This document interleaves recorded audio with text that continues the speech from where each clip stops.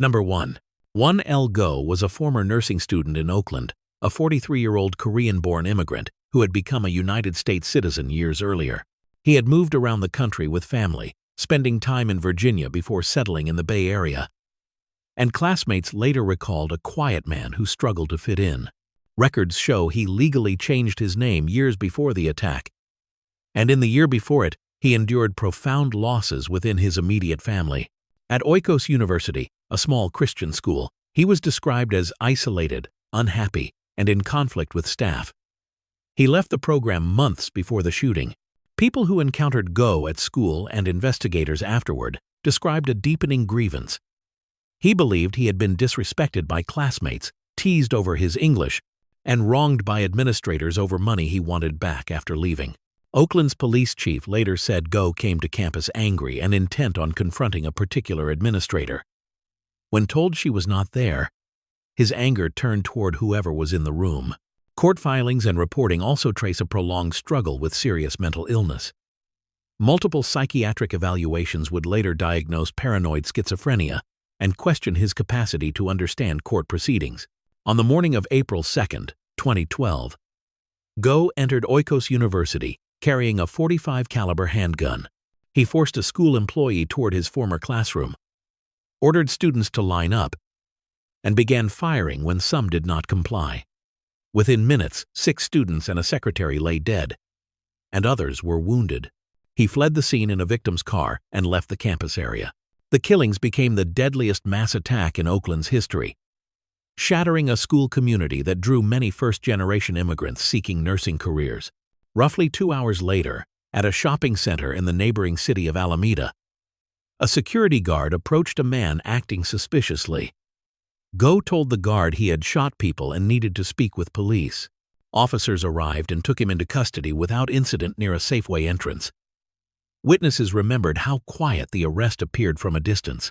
In later interviews and court documents, authorities said he described feeling mocked and mistreated and acknowledged what he had done.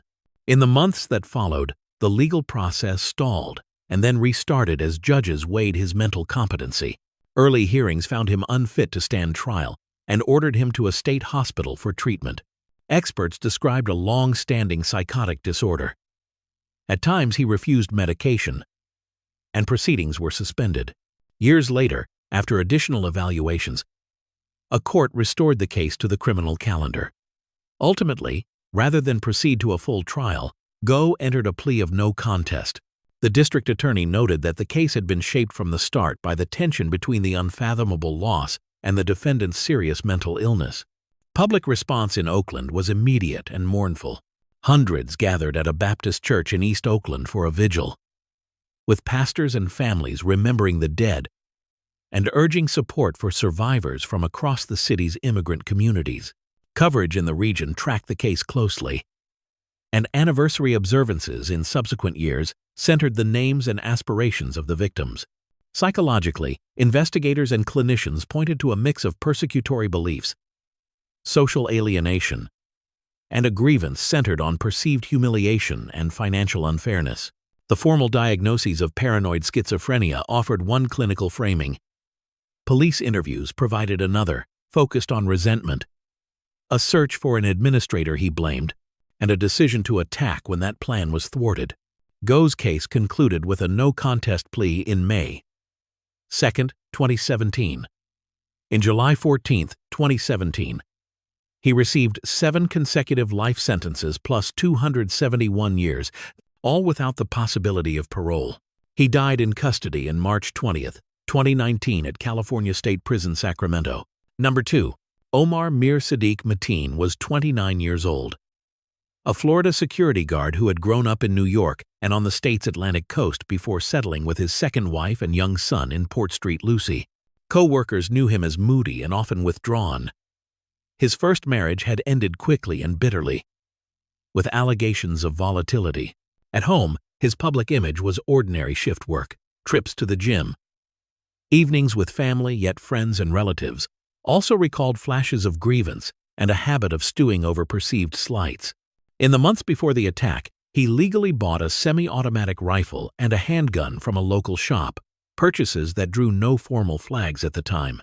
Years earlier, the Federal Bureau of Investigation had looked at Mateen twice after he made inflammatory statements and appeared connected to an American who later died in a suicide bombing overseas.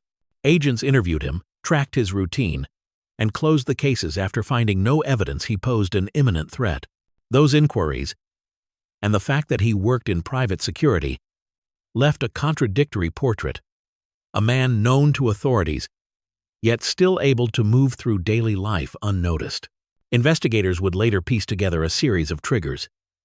He complained about harassment at work and reacted with bravado, claiming ties to rival extremist groups, statements that did not align with one another.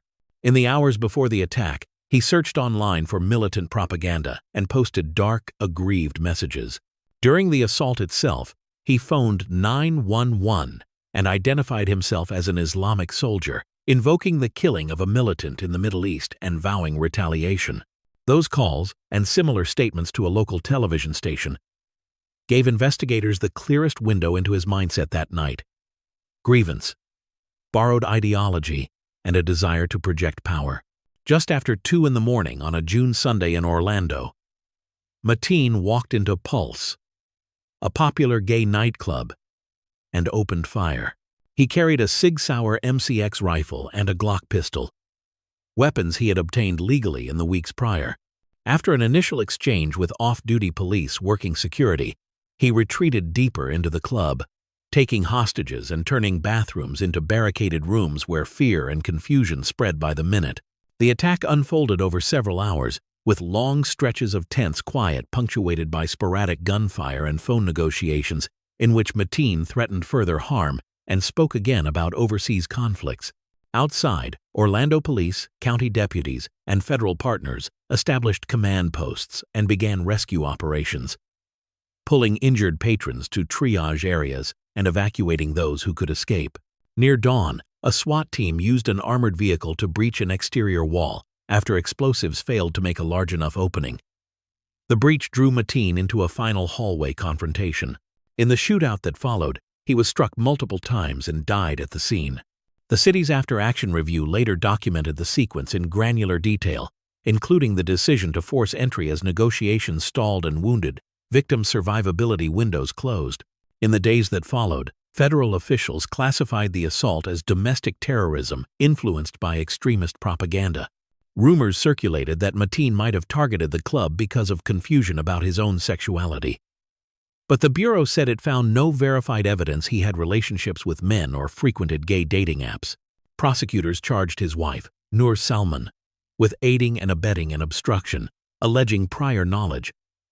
A federal jury later acquitted her on all counts after a full trial, leaving investigators to square the planning he undertook with the secrecy he maintained at home. Psychological assessments after the fact cannot diagnose a dead offender, but experts who studied the case pointed to a layered motivation: personal grievance, a history of anger and control, a craving for notoriety, and rapid self-radicalization that borrowed the language of groups he had not meaningfully joined. The 911 recordings, his own words, anchor that interpretation more than any single biography detail. He sought to frame the attack as revenge for airstrikes abroad and pledged allegiance to a leader he had never met, fusing global rhetoric with a local act meant to terrify a vulnerable community. Public response was immediate and vast. Vigils spread from Orlando's downtown to cities across the country, with particular grief inside Latino and LGBTQ communities that made Pulse a weekend home. At the same time, debates reignited over gun laws, watch lists, and the limits of predicting lone actor violence. A critical incident review later praised life-saving heroism inside the cordon and recommended changes for future responses.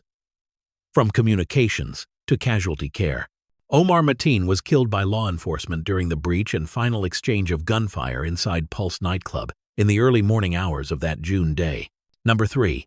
Adam Peter Lanza was 20 years old, a quiet young man from Newtown, Connecticut, who lived with his mother, Nancy Lanza, in a house a short drive from Sandy Hook Elementary School. As a child, he received speech and occupational services and, through adolescence, cycled through home, public, and alternative schooling. Family emails and school records later described a boy who could excel in specific subjects, yet struggled with social contact, anxiety, and rigid routines. By late adolescence, he had withdrawn almost entirely, rarely leaving his bedroom, communicating with his mother mostly by email, and spending long stretches of time online. Those closest to him and later investigators noted escalating isolation, disordered eating, and an intense preoccupation with prior mass killings. The state's child advocate reported that he was underweight, deeply avoidant, and increasingly cut off from peers, with a long history of developmental and mental health concerns. A federal behavioral unit reviewing his digital trail concluded his fixation on mass murder was unusually detailed and sustained. Around this same period, his mother discussed plans to move out of Newtown, an upheaval that may have compounded his fear of change and loss of the only environment he could control. On the morning of December 14, 2012, Lanza shot and killed his mother at their home before driving to Sandy Hook Elementary School. He forced entry through the front of the locked building shortly after the school day began. In the hallway, staff members moved toward the noise. Within moments, the principal and the school psychologist were fatally struck, and others were wounded. Lanza then turned into the main office area, missed the employees hiding there, and continued down the corridor toward 2 first-grade classrooms, where most of the killings occurred. The sequence, reconstructed from witness statements, ballistics, and scene analysis, unfolded with devastating speed. Inside those classrooms were teachers, aides, and very young students. The victims had no personal connection to Lanza. They were chosen by proximity in a school he once attended as a little boy. As law enforcement converged, the building filled with shouts, alarms, and hurried evacuations. The last shot, investigators concluded, was Lanza's own. He ended his life in one of the classrooms as officers moved to secure the hallways and begin rescue and triage. Police and prosecutors later documented the response in minute detail. The first 911 call reached Newtown Dispatch in the mid-morning. Town officers and state police arrived within minutes, and the building was entered rapidly under the assumption that the shooter might still be active. The state's attorney ultimately closed the case with the conclusion that Lanza acted alone, that all firearms involved had been legally purchased by his mother, and that the motive could not be determined with certainty despite extensive inquiry. Parallel reviews looked beyond the crime scene to the years preceding it. The Office of the Child Advocate described a complex clinical picture that included autism spectrum features, anxiety, obsessive traits, and depression, alongside a profound social retreat that went largely unaddressed in late adolescence. The report did not claim a single cause or diagnosis as an explanation. Instead, it mapped a cascade of risk factors: withdrawal from school, loss of friendships, lack of work or structure, and a powerful identification with previous mass shooters interacting with ready access to firearms inside the home. The Sandy Hook Advisory Commission, formed by the governor, later issued wide-ranging recommendations on school design, emergency response, and youth mental health systems. Experts caution that definitive psychological motives cannot be assigned posthumously. Yet, the investigative record points to a narrow set of themes: rumination on earlier massacres, extreme isolation, intolerance of change, and a planned, self-destructive final act designed to end in his own death. The state's attorney's report underscored that, even with interviews, digital forensics, and thousands of pages of records, a conclusive why remained out of reach. Authoritative summaries thereafter placed the focus on prevention, safer schools, earlier and more sustained mental health engagement, and attention to youths who disappear from ordinary life into private worlds of grievance and obsession. Adam Lanza died by suicide inside Sandy Hook Elementary School on December 14, 2012. No criminal trial followed. Number 4. Salvador Rolando Ramos was 18 years old. A former student from Uvalde, Texas, who had left high school before graduating and was drifting between relatives' homes and online spaces. People who knew him described a teenager increasingly withdrawn from classmates and family life, prone to conflicts at home and to angry, attention-seeking posts on social media. In the weeks after his 18th birthday, he made a series of legal firearm and ammunition purchases, transactions that did not trigger any hold at the time. He had once attended Robb Elementary as a child. By late spring of 2022, his life was marked by isolation, truancy, and a mounting fixation on weapons. Those who later combed his digital trail found a convergence of stressors and obsessions. Friends and online acquaintances recalled bullying, family turmoil, and a desire to shock. Investigators documented a persistent preoccupation with prior mass shootings and with violent imagery he shared or discussed online. The pattern that emerges in official reviews is not a single diagnosable condition, but a cascade of social withdrawal, anger, and rumination that escalated as he reached legal adulthood and gained access to rifles and high-capacity ammunition. On the morning of May 24, 2022, Ramos shot his grandmother in their home, then took her truck and drove toward Robb Elementary School. After crashing nearby, he approached the campus with a rifle and hundreds of rounds, firing outside before entering through a door that had been locked earlier in the day, but was not secured at that moment. Within minutes, he moved toward adjoining fourth-grade classrooms. Inside were teachers and very young students who had no personal connection to him beyond having attended the same school years apart. As terrified staff called 911 and tried to shelter children, Ramos stayed inside those rooms while officers gathered in the hallway and outside. The standoff, punctuated by sporadic shots, stretched far longer than national active shooter guidance envisions. The victims were 19 children and 2 teachers, a loss that devastated families across Uvalde and beyond. Law enforcement eventually breached the classroom area and confronted him. In the final exchange, he was shot and died at the scene. The timeline and many tactical decisions were later reconstructed from radio traffic, hallway video, 911 recordings, and interviews. Those records show that multiple agencies arrived quickly, yet did not immediately treat the situation as an ongoing active killer, a framing that shaped every delayed decision that followed. In the months and years after the attack, state and federal inquiries delivered searing conclusions. A Texas House investigative committee cited broad, systemic failures in school security and in the multi-agency response, noting that more than 300 officers ultimately converged on the campus without establishing a clear command that prioritized immediate intervention. A United States Department of Justice critical incident review echoed those findings, describing cascading breakdowns in leadership, communications, and medical rescue coordination, and recommending more rigorous training and clearer lines of authority for future crises. Accountability efforts continued. Grand juries later indicted the former school district police chief and another district officer on child endangerment charges connected to their actions that day. Both pleaded not guilty as court proceedings moved forward, including changes of venue and scheduling disputes over witness testimony. Families pressed for documents, policies, and reform. While civil lawsuits targeted officials and companies, they argue contributed to the disaster's scale.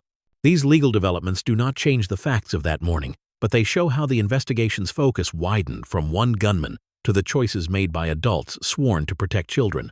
Psychologically, experts are careful not to diagnose a dead perpetrator.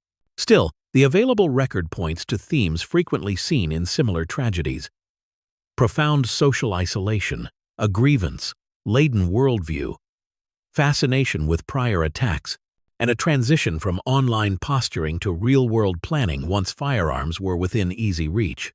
The federal review and the state report both emphasize that no single factor explains the decision to kill, and that prevention must center on early, sustained attention to young people who withdraw from school, family, and prosocial life while signaling fixation on violence.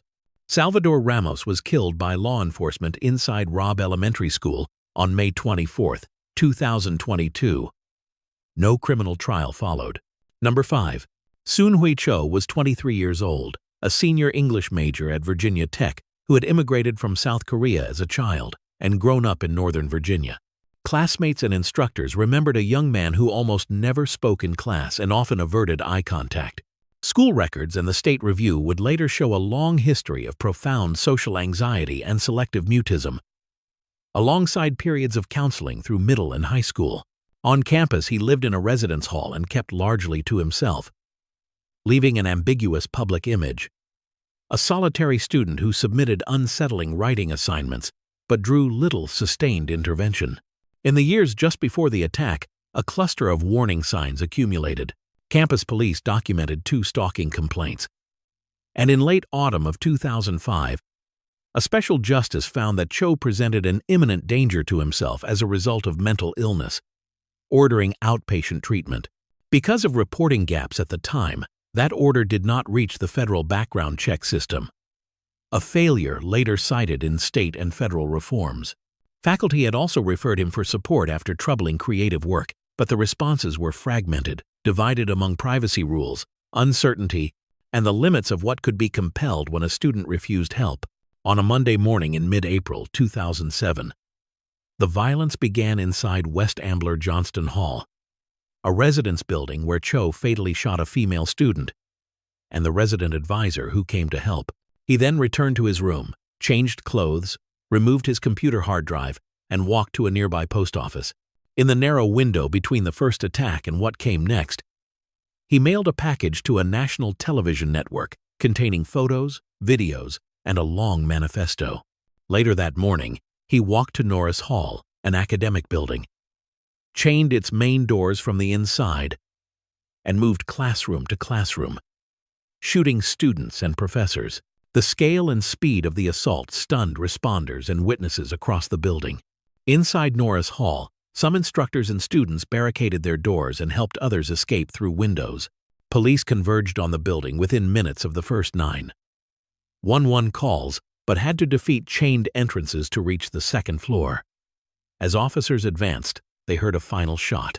Cho died by suicide in a classroom, ending the threat but leaving behind a scene that would occupy investigators, medical teams, and families for months and years to come. Detectives recovered 2 handguns he had purchased legally in the months prior, despite the earlier mental health ruling that should have barred him had it been properly reported. They traced his movements across campus and studied the mailed package, which framed his actions in the language of grievance and borrowed ideology rather than a coherent political program. The Federal Bureau released investigative files and assisted state police. The governor's independent review panel reconstructed a minute-by-minute timeline and identified multiple points where communication and systems had broken down. Public reaction was immediate and overwhelming. The university held a mass convocation the day after the killings and later renovated the affected spaces. Families pressed for answers about campus alerts, door security, mental health services, and the handling of the network package. Media outlets debated whether to air the materials Cho had mailed. Even among journalists and law enforcement, there was sharp criticism of giving his images additional reach. The state report and subsequent policy changes focused on faster emergency notifications, clearer threat assessment protocols, and closing the reporting gaps that had allowed a prohibited buyer to pass background checks. Psychologically, experts cautioned against posthumous diagnosis, but the documentary record points to a convergence of factors: chronic social isolation, an anxiety disorder that severely limited ordinary interaction, episodes of fixation and grievance, and a long pattern of rejecting or disengaging from support. The mailed videos and writings make plain that he sought notoriety and a narrative of persecution, a private mythology that transformed personal despair into a plan for public destruction. That mixture, untreated or undertreated illness, profound isolation, access to firearms, and a craving to be seen became the core of subsequent behavioral analyses used to inform prevention. Seung-Hui Cho died by suicide inside Norris Hall on April 16, 2007. No criminal proceeding followed. Number 6. Eric David Harris was 18 years old, and Dylan Bennett Klebold was 17. Both seniors at Columbine High School in Littleton, Colorado. They were suburban teenagers from intact families, enrolled in classes, planning for graduation photos and end-of-year rituals like everyone else. Teachers and classmates remembered Harris as outwardly polite yet tightly controlled, while Klebold could seem shy and melancholic, more likely to drift to the edges of social life than to stand at its center. A year before the attack, the pair were arrested for breaking into a van, then steered into a juvenile diversion program that praised their compliance and allowed their records to be cleared, a brush with the system that left few visible marks. Beneath the surface, grievances and fantasies hardened into plans. Harris built websites and writings that seethed with contempt and grandiosity. Klebold's private journal entries read as a spiral of depression and suicidal longing. Together they fed on one another's ideas, practicing with guns and tinkering with homemade explosives. Investigators later concluded that they envisioned something far deadlier than a typical school shooting. A coordinated bombing and shooting meant to collapse the school's cafeteria and then ambush fleeing survivors. The myth that simple day-to-day bullying alone caused Columbine would be challenged in later analyses. The record points to overlapping motives: narcissistic rage for Harris, self-destructive despair for Klebold, interlaced with a desire for spectacle. On the morning of April 20th, 1999, they placed large propane devices in duffel bags inside the cafeteria, timed to explode during a busy lunch period. When those bombs failed to detonate, they shifted to their backup plan, moving to the west entry and opening fire on the grounds, then pushing into the building. In the first rush of calls to 911, students and staff described chaos in hallways and the library as alarms sounded and teachers tried to lock doors. The attackers threw small explosives and fired at those they encountered, working their way through familiar spaces while officers raced toward the campus. Inside the library, where many students had sheltered, most of the killings occurred. Elsewhere, a beloved coach and teacher was shot while helping students escape and later died as rescuers struggled to reach him. As the school resource officer and responding deputies attempted to contain the threat from outside, tactical teams began to enter a building designed without the modern standards that would later follow. Within the hour, the attackers left the library, wandered through hallways firing into ceilings and empty rooms, briefly returned to the cafeteria to try again to ignite a device, and then ended their own lives in a classroom. Detectives pieced together the timeline from security video, radio logs, ballistics, and hundreds of interviews. They recovered 2 handguns and 2 modified shotguns purchased through an older acquaintance, along with dozens of improvised explosive devices, many of which failed. The sheriff's final report emphasized the intended bombing as the central feature of the plan and concluded that there was no single provable motive. Federal agents assisted with digital forensics and thousands of leads, while bomb technicians rendered safe devices in the building and in the attackers' vehicles parked outside. The legal aftermath focused on others around the edges. Adults who helped the teens obtain firearms faced prosecution, and the county released portions of the pair's juvenile and diversion records that showed how easily they had navigated the program. The state attorney general also reviewed an earlier sheriff's draft report concerning Harris's online threats, probing why a search warrant affidavit was prepared in the years before the attack, but never presented to a judge. Those threads became part of a larger reckoning about missed signals, fragmented communication, and the practical limits of predicting individual acts of violence. Public response was immediate and enduring. The university-style convocation on campus, the crosses on a nearby hill, and the creation of a memorial reflected grief that spread nationwide. Media debates ignited over how much to air of the materials the attackers had recorded and mailed, even as law enforcement urged restraint to avoid glamorizing their image. Policy changes followed. Faster campus alerts, stronger threat assessment teams, and clearer reporting from courts and clinicians into background check systems reforms promoted by federal agencies studying targeted school violence and the lessons of Columbine. Psychologically, posthumous certainty is impossible, but investigators and clinicians offer a broad consensus. Harris displayed patterns consistent with predatory anger and grandiosity, while Klebold showed signs of profound depression and suicidality. Their partnership magnified each one's worst impulses. The mailed and recorded materials framed the attack as a performance meant to be seen, not a coherent political program, and their primary bomb's failure likely altered the day's trajectory from mass bombing to mobile shooting. These findings underpin much of the prevention work that now emphasizes early reporting of threats, multidisciplinary assessment, and swift action when a student's writings, statements, and behaviors converge toward violence. Eric Harris and Dylan Klebold died by suicide inside Columbine High School late in the morning of April 20th, 1999. No criminal trial followed. Number 7. Nikolas Jacob Cruz was 19 years old, a former student expelled from Marjory Stoneman Douglas High School. drifting between relatives' homes and low-wage jobs in Broward County. Teachers and classmates had known a teenager who struggled with discipline and social connection. Neighbors remembered calls to police, fights with his mother, and a young man who often seemed adrift. By the time he left school, he had built an online identity marked by anger and fixation on weapons. Years later, in open court, he would admit what he had done. But the portrait of his life up to that day remained a tangle of instability, grievance, and missed warning signs. Investigators in court testimony traced a cluster of pressures and vulnerabilities. The defense presented evidence that he grew up amid significant family turmoil and argued that prenatal exposure and early trauma damaged his brain, contributing to impulsivity and violent ideation. Prosecutors countered that he made deliberate, sustained choices, pointing to careful preparation, online statements, and a long record of threats. The result is a familiar pattern in post-incident analyses: an attempted medical explanation on one side, and, on the other, a narrative of mounting grievance that ripened into a plan.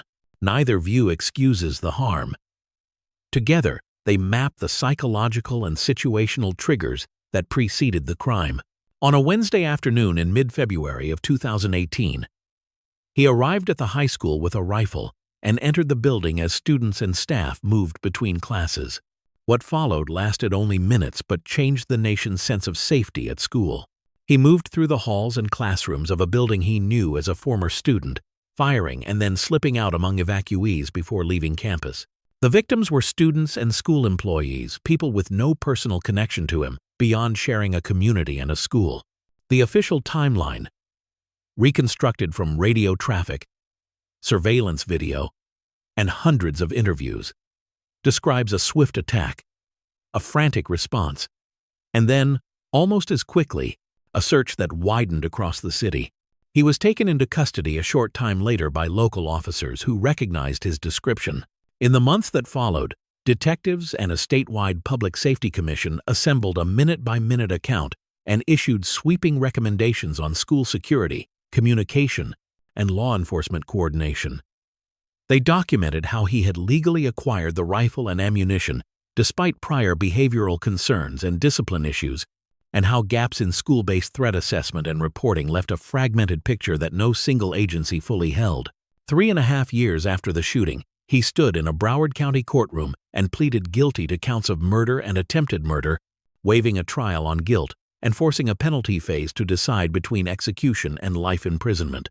Over many weeks, jurors heard emotional testimony, expert battles over brain development and mental illness, and graphic evidence. In October of 2022, the jury could not unanimously agree on death. Under Florida law at the time, the absence of unanimity required a life sentence without the possibility of parole. The formal sentencing followed in early November, with families delivering impact statements that captured grief, anger, and the ache of years lost. Public response extended far beyond the courthouse. Students organized walkouts and marches. Parents and survivors pressed for changes to school safety, red flag laws, and background checks. Media outlets revisited the case each anniversary to remember those killed and those who survived with injuries and trauma. The national conversation circled back repeatedly to warning signs, law enforcement response, and how to identify and interrupt trajectories like his before they harden into intent. Psychologically, experts caution against clean labels. The defense framed his actions within developmental damage and mental illness. The state argued a willful, revenge-driven plan shaped by hostility and a desire to harm his former school.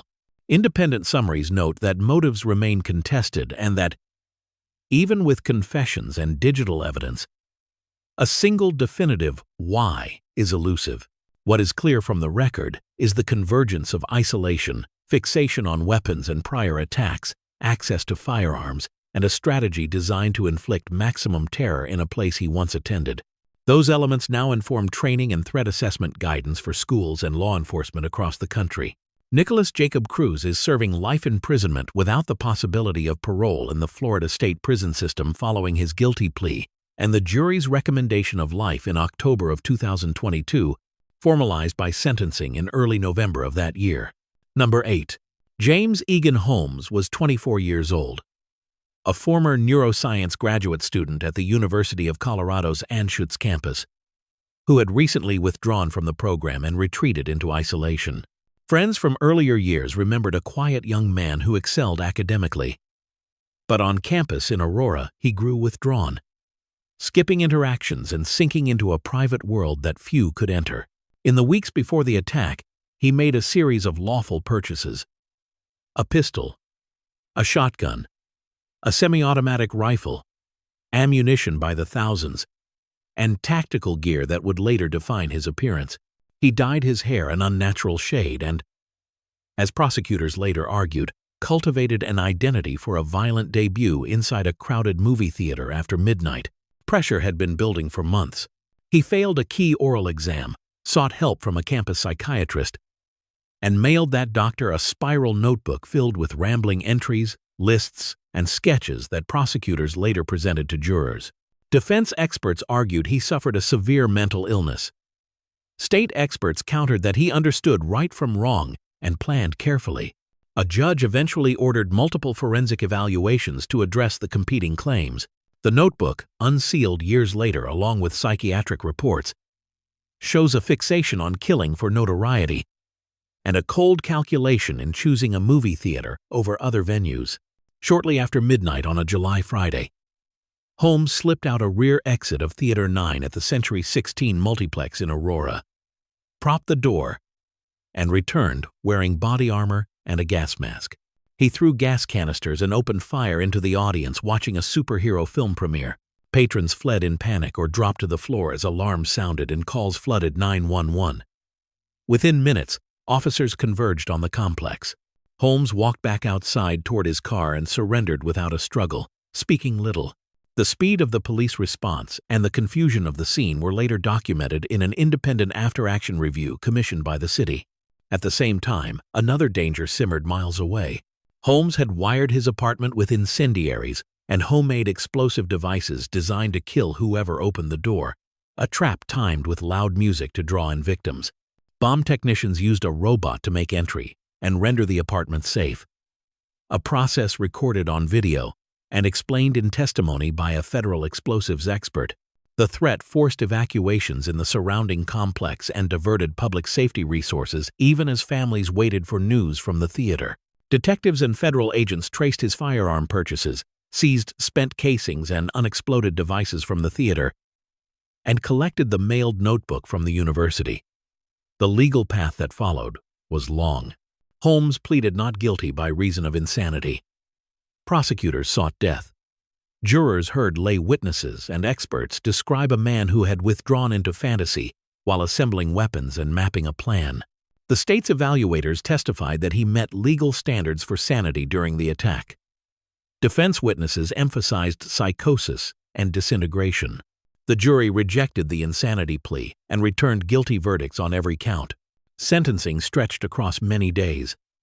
Families offered statements that filled the courtroom with voices of grief, love, and anger.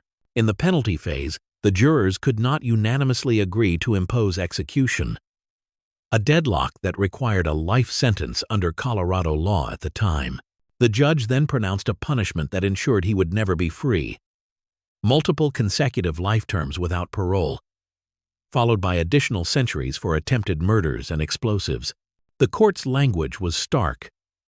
Its intention, the judge said, was that he never again set foot in free society. Public response moved from shock to policy.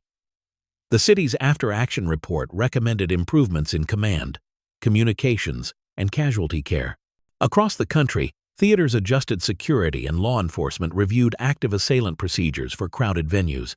Meanwhile, journalists and advocates debated how to cover such cases without turning offenders into dark celebrities, an argument sharpened by the existence of the mailed videos and diary-like notebook that prosecutors chose to put into evidence. Psychologically, specialists caution against definitive labels, yet the record supports a blended interpretation.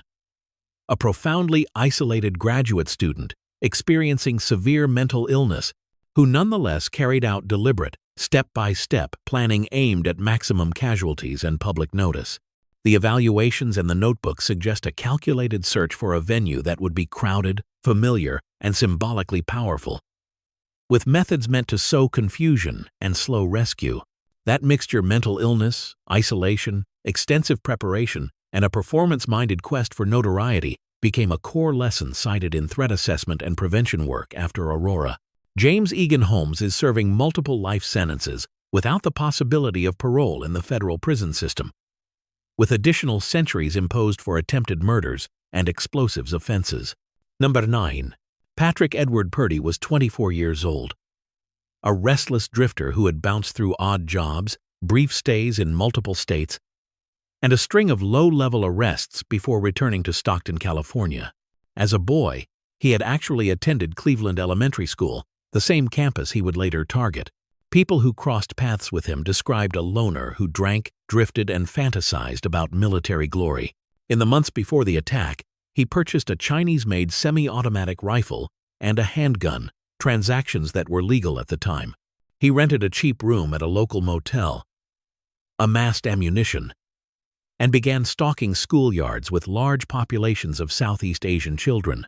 His background was marked by instability and anger. Official investigators later reconstructed a childhood shaped by family turmoil, frequent moves, and a pattern of isolation that hardened into racism and grievance.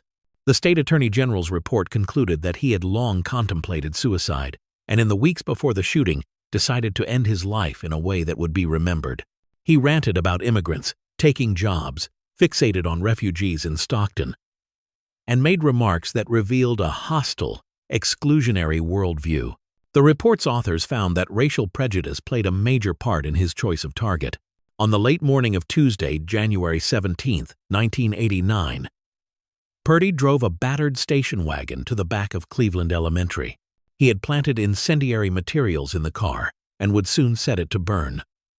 A diversion that drew eyes and amplified confusion. Carrying the semi-automatic rifle and a sidearm, dressed in paramilitary clothing, he slipped through a rear gate and positioned himself near portable classrooms overlooking the playground. At that moment, hundreds of first, second, and third graders were outside at recess. Witnesses later remembered a quiet face and a mechanical sweep of the gun, a chilling ordinariness in the way he moved. He opened fire into the crowded yard, sending children and teachers scrambling for cover and flooding 911 with desperate calls. Most of those struck were very young students from families who had fled war and genocide in Southeast Asia for the relative safety of a Central Valley city. The barrage lasted only minutes, but when it ended, 5 children were dead and scores more were injured, including one teacher. Purdy then ended his own life at the scene. For Stockton, it became the city's darkest day. A schoolyard transformed into a place of loss that would haunt survivors for decades. The investigation moved swiftly. Detectives and state agents traced the rifle to a sporting goods purchase months earlier and the pistol to a pawn shop. In his motel room, they found the detritus of his private theater. Toy soldiers posed around the space, military-style fabric, and objects that reinforced the fantasy he had been building.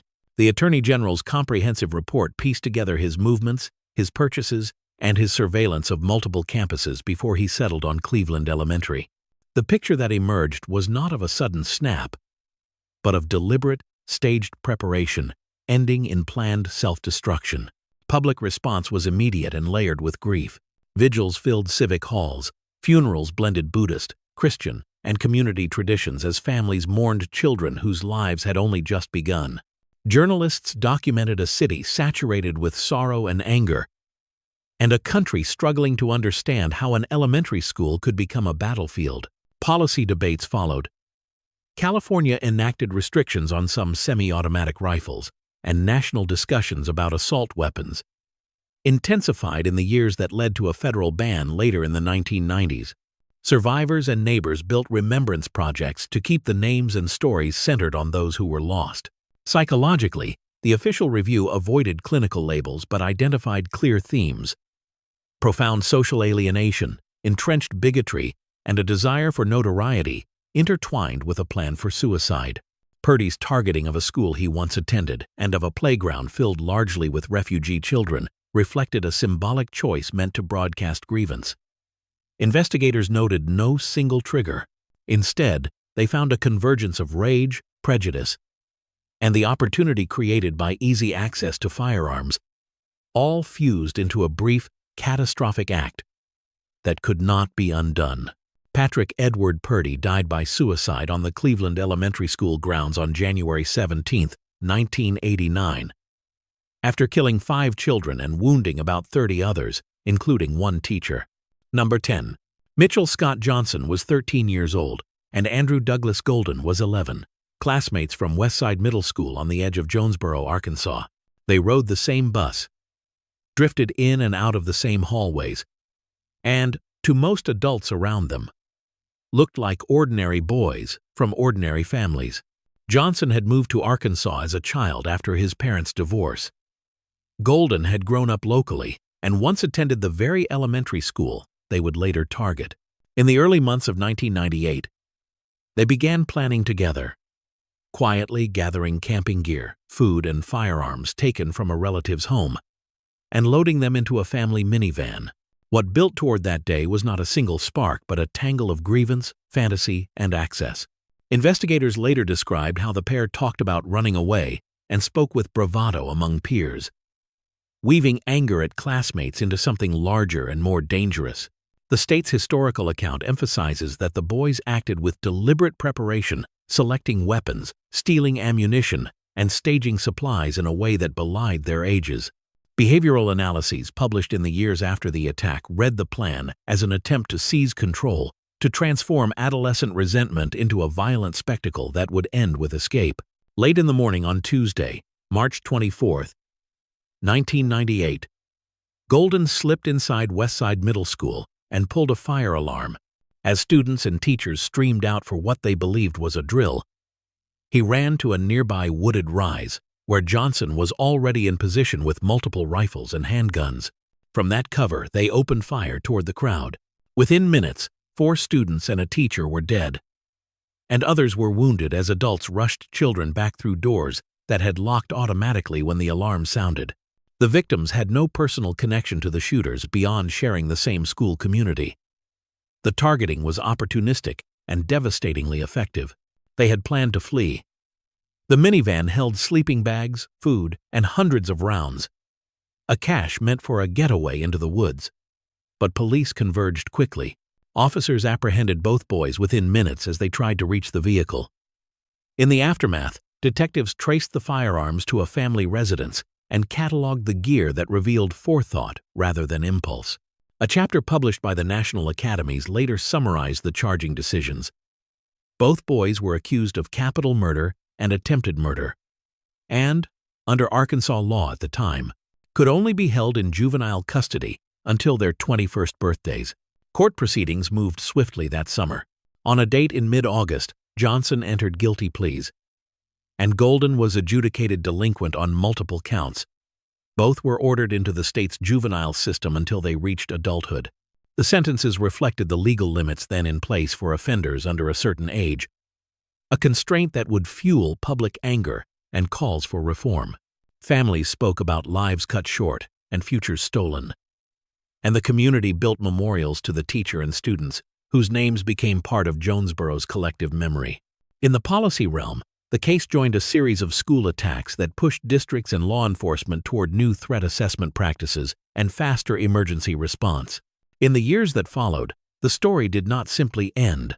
Johnson reappeared in headlines after adulthood on weapons and theft charges in northwest Arkansas, serving time in federal custody before returning to supervised release. Reporters and judges alike noted the squandered opportunity to rebuild a life. Golden changed his name to Drew Grant and attempted to live quietly until he died in a traffic collision more than 2 decades after the shooting, news that brought complicated feelings for families who had already endured so much. These later developments underscored how the consequences of that day rippled far beyond a juvenile sentence. Psychologically, experts avoid firm diagnoses for children based on records alone. What is clear from the investigative and historical summaries is a pattern. 2 boys who rehearsed control and violence in private, who exploited a fire alarm to manufacture vulnerability, and who sought a swift path to notoriety and escape. The plan's core elements, the ambush from cover, the staging of supplies, the attempted flight are repeatedly cited in official reviews as evidence of preparation rather than sudden, inexplicable eruption.